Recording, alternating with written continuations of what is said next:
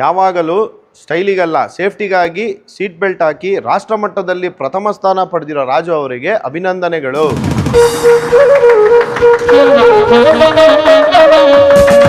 Reverse ತೆಗೆಯುವಾಗ ಆ ಕಡೆ ಈ ಕಡೆ ನೋಡದೆ 360 ಡಿಗ್ರಿ ಕ್ಯಾಮ್ರಾ ನೋಡಿದಕ್ಕಾಗಿ ಸತೀಶ್ ಅವರಿಗೆ ಅಭಿನಂದನೆಗಳು.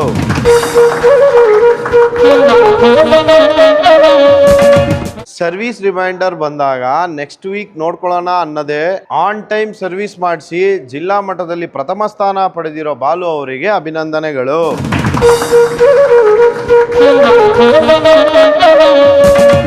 ರೈಟ್ ಇಂಡಿಕೇಟರ್ ಹಾಕಿ ರೈಟ್ ಟರ್ನ್ನೇ ಮಾಡಿರುವ ರೈಟ್ ಟರ್ನ್ ಮಹಾಲಕ್ಷ್ಮಿ ಅವರಿಗೆ ಅಭಿನಂದನೆಗಳು.